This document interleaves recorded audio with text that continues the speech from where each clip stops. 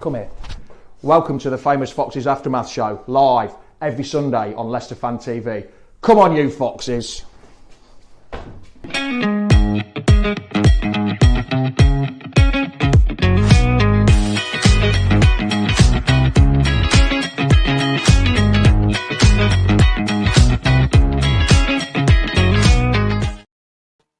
Good morning, Foxes. How the devil are you? How's your weekend been so far? Well, if it was like my weekend, the football ruined it even more than the yesterday morning. But that's enough about me. Welcome to the original Sunday morning football show. You know what day it is? It's Sunday. It's 9:30 a.m. It's time for the Famous Foxes Aftermath Show, run from us fans in here for you fans out there. And you know what? Your opinion really matters. So get them comments in now. Let's get going. It's kickoff time. Come on, you Foxes. The Leicester City machine is on the march again. Leicester Fan TV presents a variety of content like fan discussions, match analysis, and engaging with Leicester fans worldwide. We want your views live, thanks to our sponsors, Everard's, Pucker Pies, Hologram, Take Me, Newbie & Co, and the Foxes Arms. Want to watch more content like this? Hit the like button. Give us your views. Hit subscribe to Leicester Fan TV and make sure to follow Leicester Fan TV on all socials.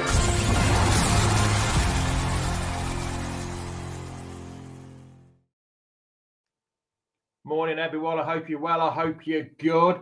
Is Marchis Fuentes facing a fight to save his job after yesterday's defeat to Sheffield United 3-2? Fans were steaming out at 3-0. Not looking good for him, but also does it raise questions about the board and the ownership? How the devil are you? How's your weekend been? Like I say, was it good? Was it bad? That football made it even worse for me, but that's another story completely. We shall see. Right, I've got Reedy. I'm waiting to come in. Morning, Reedy. How are you, pal? Yeah, I'm good, mate. I'm good. And I see you've come prepared with that. Your dressing gown this morning. That makes a good thing. Yeah, I didn't want to put anything else on today. They didn't deserve it tonight. Today. So. And we'll bring Jono in. Morning, Jono. How are you, pal? Are you good? Yeah, morning, everyone. Yeah, good, thank you. Well, actually, I don't know where to start with this, but the first question will be to both of you. We're not talking about the football because we know that was a shower of shit yesterday. Is there anything to be proud or optimistic about for the future, you two? Reedy, we'll start with you first, pal. I think the one side of things with the academy, I think you could say that whatever happens, if whoever manager comes in or whatever happens in a way, I think the academy players we've got is a good chance going forward to maybe move on with it. I will go out and say that I think the 11 we put out yesterday before the game started, I would say that probably was a decent 11 we needed to put out. I think it's probably one of the best we could put out, but it doesn't matter, does it? Again, whichever manager comes in, it's going to still be the same situation. If, like, for me, I can't give you a positive other than the academy because I think as much as I won't field a whole 11 of academy players, you've got to use them more. Again, we've not even seen Louis Page now for I don't know how long. I know he's probably been on the bench here and there, but he's not really been in the team. Well, he's been in the 17 World Cup, wasn't he? Yeah, but obviously before that, he obviously got a few starts, and even I probably said that he wasn't ready. But I'd still say if that's not the case, then you put him in if players aren't performing. But yeah, I can't see many positive at the moment. And like I said, if the manager gets sacked and if the time does come for him to go, it depends what we do. Because if we go for someone else that is this sort of style again, it's going to be the same thing again. Like for me now, it's mad how one game for me changes my perception on it. Because before yesterday, I was like, it doesn't matter if he goes because we're just going to do the same thing again. But then after yesterday and how mad it went from being 2-0 in 5 minutes, I was like, something's got to change, even if it means we have to go to a bit more of a different style, because we need to do something to make sure we don't get in a mess here. Yeah, Jono, just slightly on that point as well. It's been 17 years since Sheffield United beat us, and also that was the 12th game without a clean sheet. I mean, it goes from worse to ridiculous, really, doesn't it, Jono? Yeah, the clean sheet thing is embarrassing, really, at this level. I think it was Coventry. I think it was Coventry, the last clean sheet. Yeah, the 0-0. Yeah. That's the mental one, isn't it? Yeah. It's embarrassing, frankly, if Vestergaard and Fass fancy themselves as international players. They're not showing it. You asked the question about whether there's anything to be optimistic about. I mean, the only thing I could probably say is that we're 6 points off or 7 points off second, or no, third or something. It's mental, isn't it? You're 2 wins in a row there. It's a bonkers league. And as we've seen, a couple of wins gets you back up there, a couple of defeats sinks you back down. And the only thing I can say is that if we do, I think, make some changes, then we're still in the fight to get playoff positions. If we can get people in that will get a tune out of this lot. But as we've seen over 3 or 4 managers, it's almost an impossible task to. Oh no, is the playoffs for the relegation zone now? Then is that what you're on about? Have they changed the rules? So what are we off relegation zone? Yeah, I mean, I haven't even thought about the points deduction. So yeah, first of all, if we get 6 or 9 points or whatever it is that we're talking about, then we're miles off, aren't we? I mean, I did a video, John, before the season started. Said I was worried about we were going out the division, but going out the division the wrong way. And Jake's, I'll put that point in a minute, Jake, another part. And that's what I'm really worried about. We're going to go out and we're heading towards relegation again. If we keep playing this football, we're heading towards relegation. But like Jake's just said here, if we sack Martin, we do not need to bring in a Russell Martin-esque passy, tippy-tappy football manager. My worry is that the board will bring in someone exactly like that. Yeah. And that's what we need. That's what we don't need. We need a manager that can grab the players by the scruff of the necks and give them a good kick in the bollocks and tell them what to do. That's what we need. And someone, not actually saying Nigel Pearson himself, but someone that kind of ilk that will come in, take no nonsense, give them a kick up the arse and tell them what they're doing. And if they don't like it, bugger off. Go on, sod off. We don't want you. That's as simple. There's too many overpaid Jesses in this team. I'd rather have someone willing to play. And Martin Cifuentes and Ruud van Nistelrooy said this last year. He was going to give youth a chance. Ruud van Nistelrooy gave youth a chance when it was too late. Martin Cifuentes has gone for the same kind of players that got us relegated last year. And yes, they got us promoted, but some of them got us relegated the year before that as well. Some of them have had 2 relegations on their CV, and they don't want that. And like Jono says, you've got international players there that want to be in the World Cup. They're not showing you that. They're not showing that at all. Wildfield's got a cut on his head and said he was feeling dizzy. Can you imagine someone like Stevie Walsh, Matty Elliott, Jerry Taggart going off because they felt a bit dizzy? You give it some. You don't bloody, I'm a little bit dizzy, I feel. Put plaster on it and fucking move on. It's the wrong football. You carry on. You put your body on the line. If you want to play for this club, you put your body on the line, especially in the shit we're in. And if you want to go to a World Cup, they're not going to go to a World Cup like that. Yeah, I mean, Jamie, I think you're all right with regard to the manager. The tippy-tappy nonsense has been driving me crazy all season. The amount of times we give the ball away in our own final third, give the opposition a chance to cross it in or take a long throw or something to give them a chance to have a pop at goal. It's absolute madness. And why we're persisting with this is just beyond me. I just don't get it. But I think it's more complicated than just getting a manager in to kick them up the arse, because frankly, I think anyone could give them a kick up the arse, but they're not going to respond. There's too many players, and we've seen it before, year after year, that are on the last year of their deal, and they're not wanting to get injured. They'll probably want to move on. They're looking for a new opportunity at the end of the season. We saw it with Tillemans. We saw it with the likes of Maddison and all them guys when we got relegated the last time. We haven't learned the lessons of getting rid of players when they're on the last year of their deal, because they're just down tools, because they're looking for the next opportunity. And this is the same thing. We've got Vestergaard, Fass, Daka, Winks, a whole bunch of them that are going on a free next year. And that's part of the problem, is just mismanagement of the contracts to get players out. I think as well though that the player, like a lot of fans have been saying the last few weeks or even months or even couple of years, that players don't look interested and cared. It's weird because again, you have Norwich away where yes, you perform woeful and then you go and win it in the end, and all the players are saying, "Oh, we stuck into the end and we grinded the performance and we won it." Again against Stoke, it wasn't the prettiest performance, but we stuck in and grinded for the result.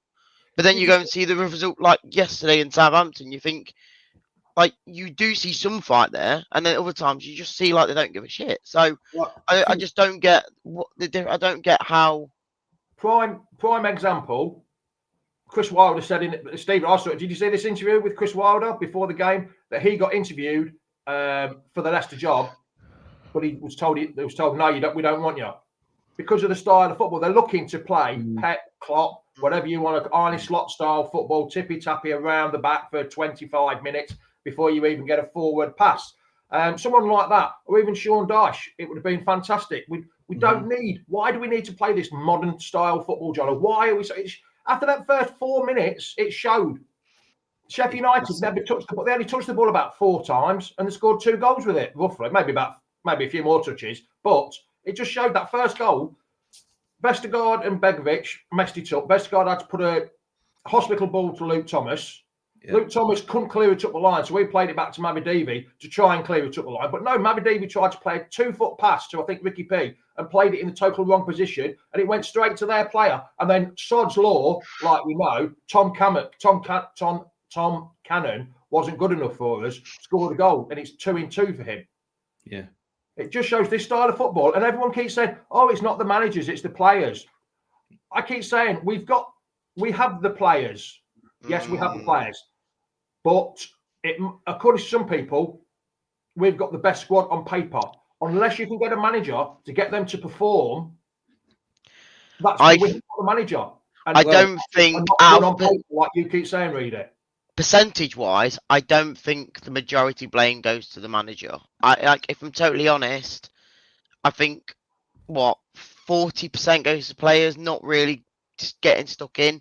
I'd say 40% is, I think, the ownership, to be honest, because mainly because the ownership wants this style of football. Marty's only doing what he's come in to do. He's doing what he needs to try and do in his ways. Again, he could change things here and there, but they brought him in to do this style. So for me, if he goes, the management and the ownership now need to go and, right, in my opinion, as much as I do like the type of football when it comes to actually performing well with it, but now, since yesterday, I've honestly gone, we just need to get something in, no matter what. Again, I've even gone to the point where saying, give it to Andy King, because I think they'll give a bit more shit in a way. I know he won't be any that great because he's not had anything really managerial experience, but it can't do any worse because we're just not performing to any ability at the moment. Yes, we're winning games here and there, but it's because the league's that bad that we, like I say, we played Coventry at home. We got a 0-0 draw. They go against anyone else and they score for 4 goals minimum. You go to Middlesbrough. We play against Middlesbrough at home. We were winning 1-0 until the last minute of the game. I think this league is awful. I think there's a bunch of things I'd say about the players. That technically on paper they're good enough. We've seen, but the application that they're putting in just isn't good enough. And I think there's a number of reasons. I've mentioned about their contract situation. I think that's been mismanaged. The other thing is that there's complacency. We've seen it all season where we come against a team that's probably lower in the table. Sheffield Wednesday was the start of it. And they rock up and think, oh, yeah, we just need to rock up to get the result. And it kind of stank a little bit of that yesterday, is that Sheffield United, they're struggling. We'll probably just need to, turn up and get something and we'll be all right because we're at home. And they came out the blocks flying, Sheffield United, and we were still in the dressing room, frankly. And it was just, the application, they just weren't switched on. And why that is the case, I don't know, because Marty said all week, he said, I want to see a reaction. We're going to start quickly, all of this. He talks a good game, but then you see the absolute opposite on the pitch. So what the hell is going on with his communication? What the hell is he doing at Seagrave? What is he doing before the game to get the players in the right mindset to go out there and get going? So that's a position where I think, we've run the course with this manager. I can't see where we're going with it. Morning, Baz. I've said this for ages, and a lot of people agree with me as well. Since they've moved to Seagrave, they've been too namby-pambied, and they've gone downhill. When they were in Beaver Drive, they were going through a housing estate. They saw where the common man lived, the family houses, everything like that. But no, Seagrave, they're just namby-pambied. It's like a bloody hotel up there. But another question about Cifuentes. I know we keep asking about Cifuentes, whether it's his fault, but is he out of his depth? I know we've got a bit of a toxic squad here. It's been bad all season, really, hasn't it? But if he stays, are we guaranteed to go down, or do you think really that we have a chance of staying up? Because to be honest, if he stays, it's a dead cert we're going down. I think at this point in time, I think if you could just get a bit of a momentum going and actually start performing better, even if we lose, just performing better and getting better performances in general, I think we will stay up. But under this situation, even if it's Marty, whoever it is, in this run of form, in this where we're going, we will get relegated. But I think this is where I've said now since yesterday, I've said something has to change because we know who next up is, Derby. You do not want to be going into next week how we are now and then we just absolutely stomped. You need to change the Green Cup now and go into that game thinking, right, it's a fresh start in a way, and go, we've got to win this game. Not for any rivalry or all that, but you can't go into that game after the last two performances and go, it would just look even worse. A lot of fans will just absolutely go mad if we lose Derby. So this is sort of my next point, really, is sort of a 2-in-1 question. I'll give it to Jono. A 2-in-1 question.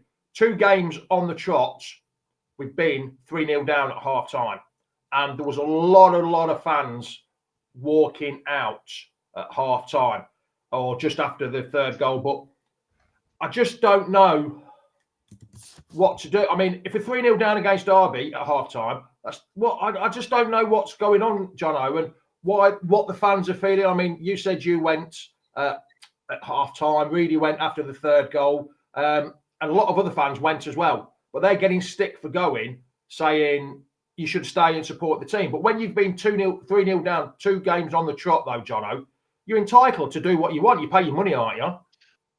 Yeah, I mean, this season's been the first season for a long time where I've had a season ticket. I had one way back in the day, but this is the first time we've been going on a regular basis and taking my boy down, and that's been a real privilege to do that. And I always sort of had in the back of my mind when I heard people leaving in previous seasons early, always had in my head about why are you doing that? You should be backing the boys to, to the last whistle, blah, blah, blah, and getting behind them and hoping to get a result. But even we left at half time yesterday. My lad was just fed up and cold and wet after getting drenched on the way to the stadium. And he was just like, Daddy, I want to go home. And so I was like, all right. Even I'd had enough. I mean, if I was on my own, I might have stuck it out a bit longer. But frankly, it was time to go.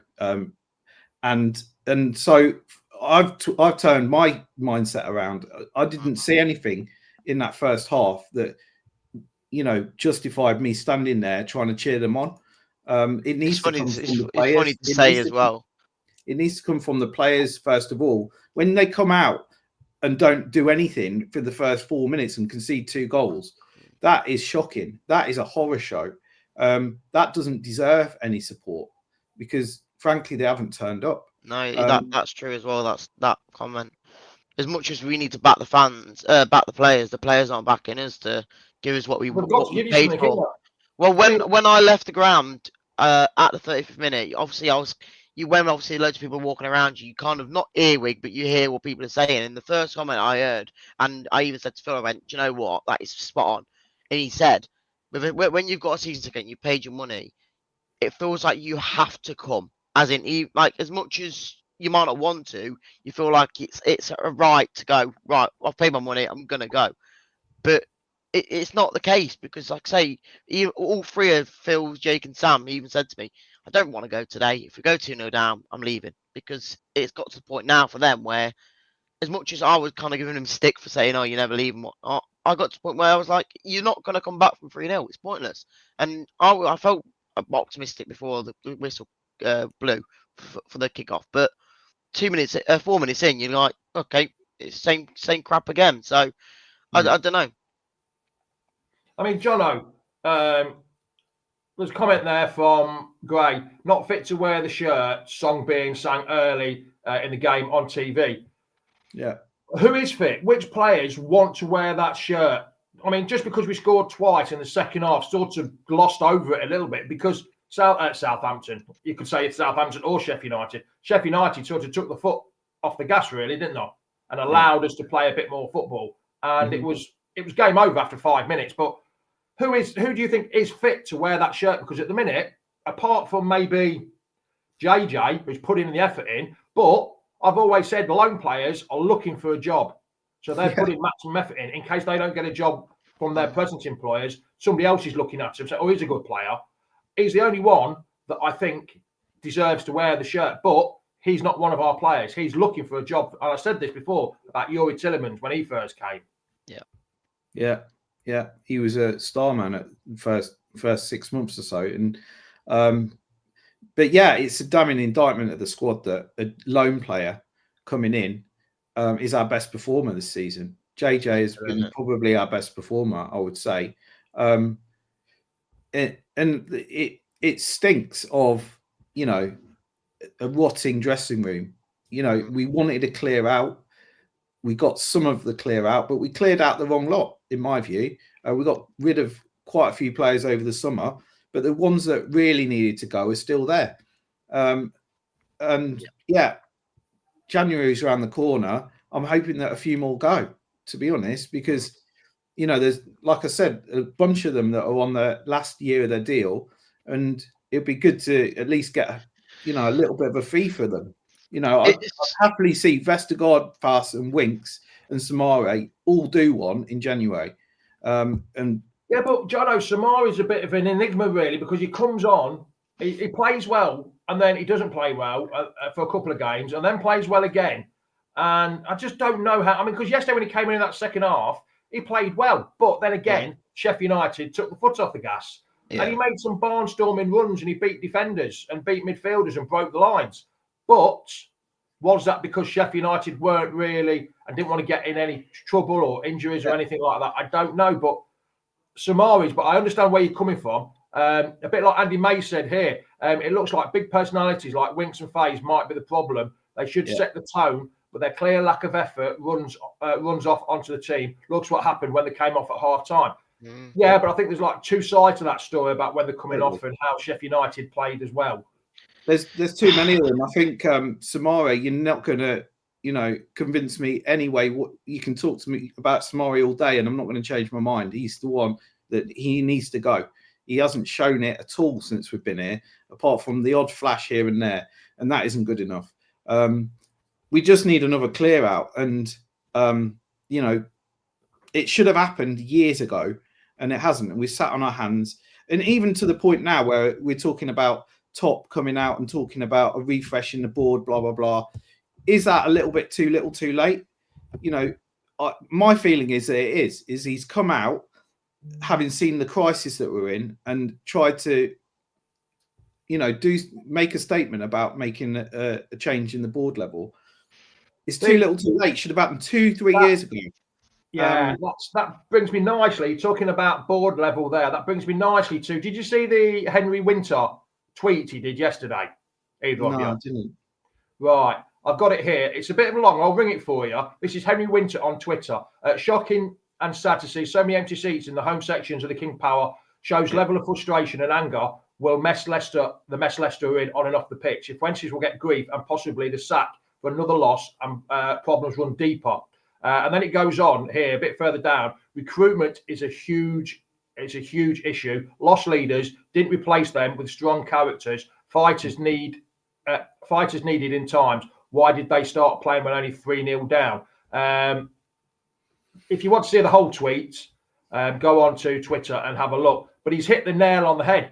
And it makes me wonder, is it about time the media took notice and started blaming the board and owners like the fans have been doing for a long time, Reedy? I mean, we've been blaming the board. We've also been blaming the players as well. But a lot of conversations on about the board. And I think it's time that the media started taking notice of what the fans are saying and having a look at where we're coming from and what's happening and why we're having a pop at the board and owners, Reedy. Yeah, it's weird because again we get moaned at for when we keep going on for rugging, and then obviously comes out and says he's been moved upstairs and all that. Then he comes out with an interview, which I think in a way is a very coincidental timing for the interview coming out with a possible point deduction being announced and all that. It feels a bit too uh too of a coincidence for that to happen. But overall, I don't know because it's weird because like I say we're at Man United, but I don't know who the owners were at that point, but the amount of hate they were getting for that and all that. Sorry, Rick, what you're on about? What owners? When? Sorry, I think the Man United owners, what Oh, about right, before they sorry. changed over, they were Glazers. they were getting a lot of stick, and I know obviously the media were going over them as well. But again, I think there's just too many different avenues this season, or even the last few years for Leicester, why things have gone wrong. It's not just the board, it's not just the players, it's not just the manager. Again, for me, if you had to think about it entirely, over the last few years, if it is down to passing football, that's not down to the manager. That is down to the board, and that's why maybe the media do need to come out and try and look at the fans' point of view over. Like I say, just looking. Oh, another result lost. That's a manager. That's another manager out. I don't know because again, if you do sack him and you do bring in a Russell Martin or a Will Still, like what are they doing? It might like even me saying it because I used to go, oh, I'd rather a Cifuentes over a Sean Dyche, but at this point in the position we're in, losing 3-0 pretty easily in the last two games, something has drastically got to change, and I mean, even that is 5 at the back, counter attack like mad, and try and get a result. As much as I won't enjoy it, it's got to be something better. I mean, you look at the right manager going into the club. Look at Southampton. Look at Stoke. Look at Sheffield United. 3 teams. Stoke changed their manager in the summer. Sheffield United did it 4 or 5 weeks ago, maybe a bit longer. Southampton have just won 5 on the bounce with a caretaker manager. This is where I'm saying someone like Andy King might even bloody do something. Doesn't play that style of football, that tippy-tappy football. A lot of players have gone, yes, Sheffield United did play a little bit of it, but not a lot. They were so much quicker. Sheffield United looked quick on the break and were first to everything, and they didn't keep playing. And where we just kept playing tippy-tappy, they wanted to attack. Well, we're trying to break the lines into space, Jono, and we haven't got the players to do it. I don't think we've got the players to do that kind of football. No, I agree. This league doesn't work with that style. I think you've got to be aggressive. You've got to win the second balls. You've got to get in people's faces, and we're just not seeing that from this bunch of players. I think it's partly down to the tactics. It's partly down to the application of the players as well. They just don't fancy it. There's too many of them that are just going through the motions and not really caring. So I think it's a combination of both. If we had a really switched on group of players that really wanted to give everything, then the tippy-tappy stuff may work. We saw it with Enzo.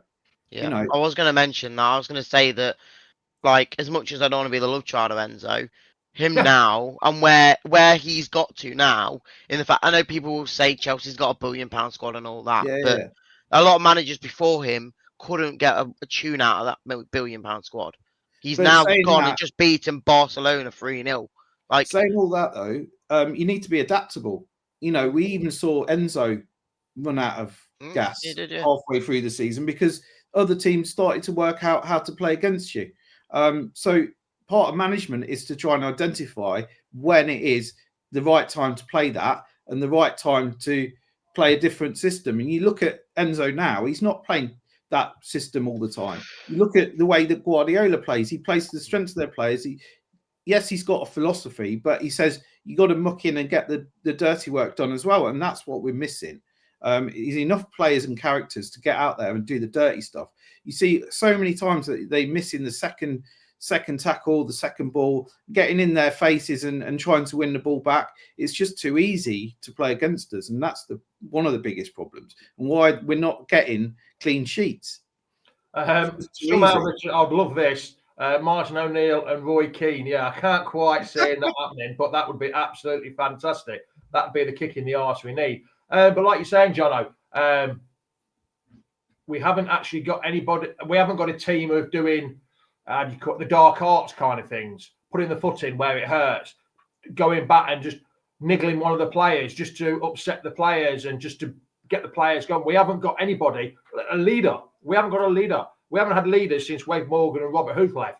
They were our last. Yes, Jamie Vardy was good. Maddison was good. But they weren't actually proper leaders. They were inspirational characters, but they weren't actually leaders on the pitch. We don't seem to, like Michael says, no one seems to care. Kerry's going, no leaders on the pitch. It shows yesterday. Winks should have been that man yesterday. Winks should have been that leader on that pitch from the very beginning. You say he should be the leader, but then I'd go and say, realistically, yes, I know the 2 points of the case of after the half time and he came off and it looked like we got better. You never know. He might be one of the biggest issues. As much as we say on the ball, he's probably one of the best midfielders we have. 2 years ago, he probably was one of the best midfielders we had. But it looks like, say, is he leaving at the end of the season? I think, isn't he? Yeah. So contract, isn't it? For me, maybe is it time to switch that up? But again, I know people don't like him or don't rate him, but skipping Tomori, like you just got to try something at this point. Even if you don't like him playing, just give it a switch. You've got to. Phil, I hope you're not at church swearing like that, pal. You better not be able to. I agree with Phil. I think that Winks has checked out. I think if he has an opportunity in January, he'll be off. Otherwise, yeah, he's looking for his next new contract at the end of the season on a free. And you know, that's how I feel. We saw it with Tillemans. He was probably the biggest example previously of where a player's on the last few months of his deal and he just checks out because he doesn't want to get an injury. He doesn't want to get, crocs because he wants to move on to another contract. To a point, you can understand that for self-preservation. But if you're being paid the sort of money they're being paid, they need to be putting it in, as far as I'm concerned. And yeah, it's shocking that they don't. Going back right to the start, Jamie, when you mentioned about the positive players or the positive decisions, like someone just said there, JJ, I don't know if you saw his celebrations when he scored his goal in the 83rd minute, but as much as he's an hour player, that alone, when I was watching it back on the highlights, you're like, why the hell is a lone player doing that? Like, he's giving the fans every little bit to try and go, we're 3-2 here, we can get an equaliser here. Yeah. Why isn't, no one else is doing that? That's called a lone player doing that. That's called professional pride. It's like being a footballer, you want to try and win. Regardless of who you're playing for, you want to get out there and do the best for yourself. And we're not seeing that from most of the squad. And it's like I say, it's shocking that we're seeing that from a lone player and not from the rest of them.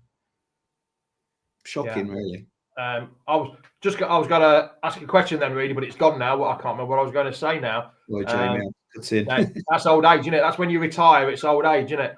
I can't remember what I was going to say now. I really can't. It's gone. Oh, I know what I was going to say. Defenders, centre halves. Skip was playing. Faze is now gone off. Yeah, we've only got one fit centre half because according to form, Akoli has now got a knee injury. Was he? Yeah, not his shoulder, his neck. It's knee. He's done. Nelson is not back training yet. Harry Souttar's not back training yet.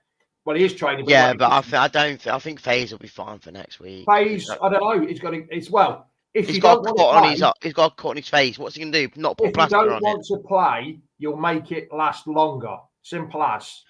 If you're not up for the fight, you'll put it on. If anything, Skip actually played better there, to be honest. So it gives you that little bit more attacking from defense. It's like playing the old, sweeper. He picks the ball up, and in our day, Johnny, you had the sweeper. Really, you will know about a sweeper. It's not even a brush. You'd sweep up everything at the back, and you'd play the ball out, wouldn't you, Johnny, from being that sweeper position? That's what kind of Winks was playing. But it sort of got me a little bit when Winks was the centre half and Vestergaard was playing up top for the last 10 minutes, which was a little bit worrying. And you know what? It was the only exciting bit for me when JJ scored that goal on the, 85th minute, 86th minute? Was it 83rd? And that was the only little bit of excitement I got, thinking, it's 3-2. The last 7 minutes of the game, plus the injury time, which we won't go into the injury time, so there was more than 4 fucking minutes. Definitely more than 4 minutes injury time. I heard about that, yeah. There was 7 minutes They were the only time that I got really interested in the game. I actually put my phone down and started watching the game. So I thought, can we do it? Can we do it? That was the only time I really got into the game in the last 7 minutes. If you're paying your money, Johnny, you want more than 7 minutes in football, don't you? Absolutely. Unfortunately, I didn't see all that because we'd gone at that point. Some will, dig me out for leaving early, but I didn't see anything in that first half that warranted me standing there. I was like, you didn't expect to get back into it, did you? It's a quality comment by Armchair Jockey. Skip played better out of positions in the last 2 games. He had a decent game at left back, filling in, and he had a decent game at centre half yesterday. Sometimes this is what I'm saying, drop wings for him. We don't actually have a utility players anymore, which is not used to get utility players. I'm just trying to think of Mark North used to be a utility player. He played in goal, centre half, full back, striker. Loads of players we used to have that could play everyone, but never got a regular game. Phil, yes, thousands of people left at half time. Yes, I don't blame anybody leaving. That's one of the reasons I was after the Stoke game. I thought, oh, we've got another home game on Saturday. I'll have a look at coming back. I'll wait till after the Southampton game and have a look. Then we left, and I thought to myself, there's no way I'm paying another 500 notes back to watch that shower of shit again. That close, 2 weekends on the trot. There's no way I'm spending. What are you giggling at? It would have been hilarious. I'm sorry. I know. That's why I'm glad he didn't come back. So after the Southampton game, I said, "That's it. I didn't even look at anything else. I thought, no, I'm not doing it." And I'm glad I didn't because, that would have been it wouldn't have been hilarious. It would have been terrible. But people, like Jono says, you pay the money, you take your chance. If you want to go at half time, you want to go whenever. It doesn't bother me. Doesn't bother me. And to be shouting people out, we've had what? Really, Jono, 3-4 years of this shower shit, how we've been playing. Since the FA Cup win, it's been terrible, hasn't it? We've not been playing any decent football since the FA Cup win, really. And it's just going downhill and downhill. You pay your money, you do what you want. I don't mind what you do. It doesn't bother me if you leave early. It doesn't bother me one bit if you leave early. So I don't know why some people are getting so et up about people leaving early. Oh, you're not proper supporters. You all blah-de-blah, you're an armchair fan. Here's one for you, then. Here's one for you, Jamie. You are?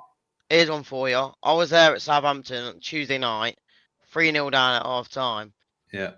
Like, as much as I couldn't leave because I was getting the coach back, I was there till the end watching that. And, like, why would I stay after that against Sheffield United yesterday? Yeah. I saw it 3-0. Yeah. Again, 10 minutes till half time. I thought, do you know what? I can go home now. I want to. I'm going to go. Because I was there stuck all game watching on Tuesday night. Not obviously, I could have just gone to the turnstile and just had a drink or something, but like, if that's the case, now I've got the option to leave, I will. Yeah, don't blame anybody whatsoever to do what they want to do. And we've had this conversation for years. I remember being on streams before on here with on other fans that used to come on here that don't want to come on here no more, saying that, oh, well, why do you want to leave 10 minutes before the game? Why bloody? You paid your money, you take your chance, you do what you want. So I don't understand why people are getting so et up about it, Jono. I think I've changed my mind on this since I've now started going on a regular basis. I was very much of that opinion. Why are you leaving when, there's still a chance you could get a result? And I think that's the point of me leaving yesterday. It was a protest because 3-0 down at half time, you're not coming back from that. Okay, you could argue, yeah, they gave it a good shot in the second half and they got back to 3-2. But frankly, at half time, I was like, there's no way there's no you're going to see anything better in that second half to justify me standing there getting cold and wet. And my lad obviously complaining as well, wanting to go home. So all in all, we left at half time. If it was, like I say, on my own, I would have probably stuck it out for a bit longer. But I have to completely change my opinion on fans leaving early now because I've done the same. I've left early. It's the first time we've done that. But yesterday was a watershed moment for me in terms of changing my mind on people leaving early. I totally understand it now, why you would want to do that, to register a protest. Not only that, but the King Power was empty. Well, it was half full. It was half full at kickoff. So there was a lot of fans just didn't turn up at all. A lot of people seem to have forgotten that point.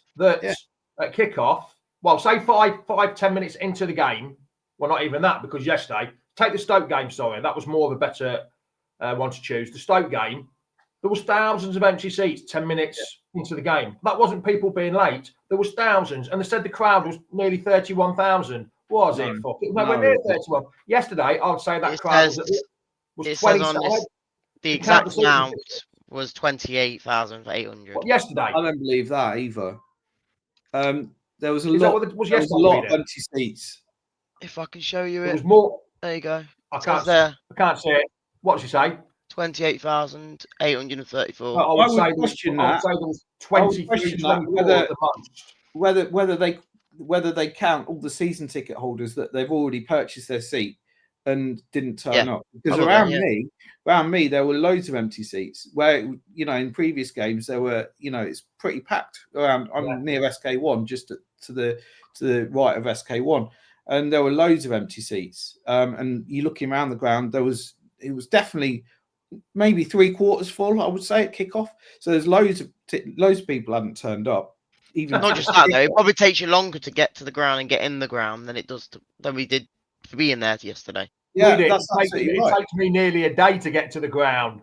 Yeah, that's what I mean. That's what I mean. Exactly. Like you should have your as much as I'm the same as Jono. Majority of the time, I was honestly preferring. I would have probably stayed yesterday, but I didn't see any indication like I did on Tuesday of coming back. There was no point. Yeah. Again, if I stayed to half time and then I saw the subs, I would have gone there and then. If I saw Jordan Ayew, Skip, and Sumari come on, not because of who they are, but them 3 subs, it was like, right, I'm just going to defend it then, are I? Like, there's no indication of going for it. So, for me, I would have just gone then either way. So, my last point on this is, yes, we all want to. Hold on, I want to make sure I get this right without sounding a bit arrogant here. We all want to back the boys, right? We all want to put in 100% effort. We do all that week's work to go and watch football. Yes, we all work.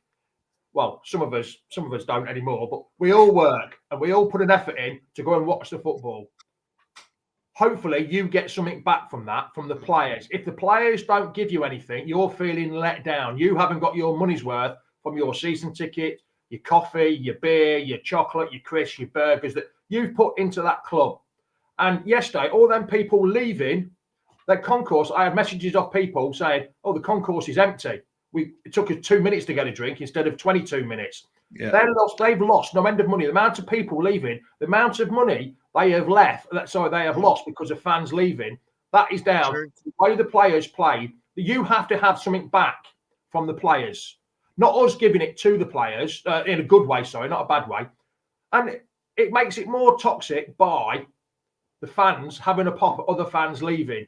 You've earned that right to do what you want. If you want to pay your money and you want to take your chance and leave at half time, you could have seen a 4-3 comeback and then you'd have been, oh, fucking hell, I missed a good game there. But you pay that money. You work that week. You pay the money. You do what you want. You've earned the right to do what you want. Them players are not earning the right for our support. We're trying to give it by turning up. They haven't turned the right. If we want to walk out, we walk out. And people that have a pop, well, you're not proper supporters by doing it. You've paid the money. You are a supporter, whether you paid the money or not. You pay the money. Well, pay the money. It's like as well, people who watch it at home on the TV. I'm guessing a lot of people watched it on TV and got to 3-0 and went, right, I'm turning that off. Mm-hmm. It's the same situation. We've just made the effort to get down to the ground. We know at our time on Southampton, I turned it off. What do you mean? And watched I'm a Celebrity. First time I've ever done that, I turned it off. I said to the missus, I'm turning it off. I've had enough. We can watch I'm a Celebrity now. She was like, you sure? And I went, yeah, I've had enough of this shit. And on a Saturday, it's only because she wasn't feeling very well. She went bed at lunchtime. She was a bit, and I thought, right, I'll just sit. There's nothing else to watch. I thought, I'm not going to, there's nothing else. I'll watch it. If she'd have been up and watched it, I'd have turned it off at half time again. But it's the same situation. People moaning at us for leaving or saying, oh, you should have a right to stay and whatnot. People turn the TV off when we're losing games. What's the difference? So I think it's a shame. It's a shame it's come to this, that we're all talking about a similar thing about us not really caring, even though we do, because we're fans and we pay our money and we're coming on here and chatting about it. And so we do care. But we've almost lost the love of watching this team, and this has happened over a number of years. You know, this is He left after 4 minutes. What? Did you really? The Andy, guy leave left after 4 minutes. Wow. He left after 4 minutes. Blimey. Yeah. Wow. Well, it's right. Again, it was 2-0 at that point. So Well, there was a comment earlier about doing a protest about not turning up. Mm-hmm. yeah. And for like Sheffield Wednesday did, not turn up for the first 10 minutes or something. I can't remember who put the comment on there, but somebody did that. And this is sort of the Leicester fans' protest by leaving early. It's the same type of thing. Not turning up for the first 10 minutes is when I do think that's a little bit wrong. That's when the players need your support the first 10 minutes of a game. Doing that, leaving early, I think is more of a kick in the arse for the club, losing all that money at half time. Oh, was it you, Callum? I couldn't remember who it was. Yeah, cheers, Callum. I couldn't remember who it was, mate, but yeah, I knew somebody had put it on. That's more of a protest by leaving early. All that money the club have lose, because I know Phil has a coffee and probably a pie, or the two kids do as well, and you probably have a drink at half time, Reedy, something like that. The amount of money they've probably lost 30, 40 notes between you four. If they do, every person loses a tenner, you think how much money that is they've lost because people are leaving. Mm-hmm. A lot of money to lose. That's what they've got. I think that's the best way of protesting. Not early doors. Leave early. I think that's it's an own protest. Do things like if you stay for the whole game, just don't buy a drink. Yeah, but you're not allowed to take drinks in if you've got kids with you. Kids need drinks, don't they, Jono? And you can't not deny them a drink. You know what I mean? You know what I mean? If it's me going, I just go. I'm all right. I'm not having a drink today. You know what? I haven't actually bought anything in the ground for years since it's gone credit card only. I think that's absolutely pants. Yeah. Since it's gone card only, I haven't bought anything for ages. Well, you're lucky if you get a drink, to be honest. Even if you order one, you're lucky if you get it in time. That's another thing. I know. I was there last week, and it was like, these queues, you do it pre-order, and it's meant to be there ready for you. The queues were massive. There were still the queues in the concourse were at the back end were next to the toilets. I'm thinking that was right on kickoff of the second half. I'm thinking, how's that quicker?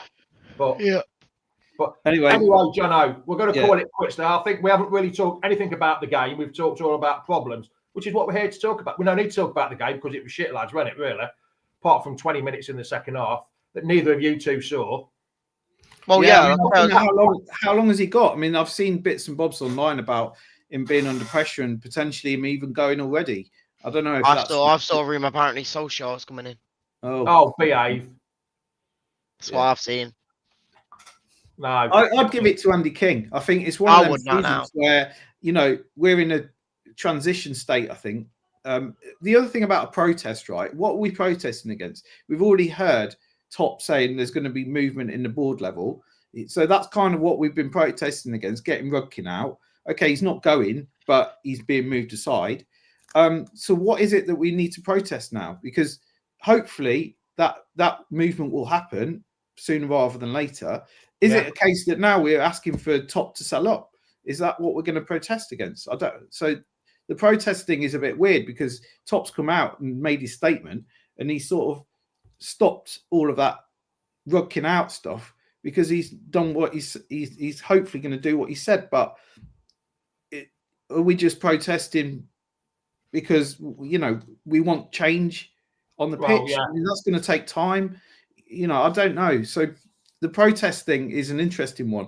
I would be, advocating a protest, but we need to work out what it is that we're trying to protest for. Mickey, yes. One day I tried to pay with not potatoes. I tried to pay with euros one day. I had two euro coins in my pocket, and I thought there were £2 coins in my pocket. So no, we can't take these. I said, "What do you mean you can't take £2 coins?" He says, "They're not pound coins, they're euro." I went, "Oh, sorry, love." That's learn a lesson I ought to do. Schoolboy error. Right then, Reedy, are you going Derby? Everyone's asking, are you going Derby? I am, yeah. And this is where the kind of turn on saying someone like Derby, I bet you'll have a full house for that. Yeah. Yeah, it's only up the road, isn't it? It's only... No, I mean, it's going to be a full house. Like I say, we should realistically, a lot of fans might change their mind, but because it's Derby, they won't go. They'll be definitely still going. So, yeah. Well, we're not going to talk about that because that's up for Phil and Jono Geordie Jono, sorry, not you, Jono, Geordie Jono and Simon on Thursday night to talk about that. Right then, lads and lasses, much appreciated. Jono, we shall see you again soon. Much appreciated you joining us on this Sunday morning. Have a good weekend, everyone. Oh, it's already been ruined, isn't it? So there's not much of it left to ruin. But cheers, pal. See you later, mate. Bye-bye. Silence of the Rams. Let's see if it's silence of the Rams again, or will the Rams be on a fox hunt? We shall never know. Well, we will know this time next week when we're discussing the same old shit yet again, really. What you say, pal? I don't know, mate. I just want us to win. As much as really. You actually want us to win? I want us to win. I want us to win every game. Of course, everyone wants to win, but in the position we're in, where we've just conceded 6 goals and scored not. Well, we did score 2 yesterday, but the case in point, we conceded 6 before we even scored. So, like going into that, there's every chance we do get another battering, and that's where, for me, as much as I have said the last few years I like the tappy football. It's just not going to be the case anymore. You've got to switch it up, and you've got to do anything, even if it is Andy King and you lose it against Derby. You just need something of a bit more passion, a bit more fight to get into the team, and that's all I ask for. So hopefully something changes by. Is it 3 o'clock on Saturday next week? So, no, it's 12:30. Oh, okay. By 3 o'clock. Sorry, yeah. All right, pal. I shall speak to you next week, mate. Be good. Yep. See you in a bit. Wait, see you through the week. I'll see you through the window, pal. Be good, mate. There we go, lads and lasses. Much appreciated you turning up and watching me, Reedy, and Jono talk about absolutely nonsense and shit. I am trying to get more people on.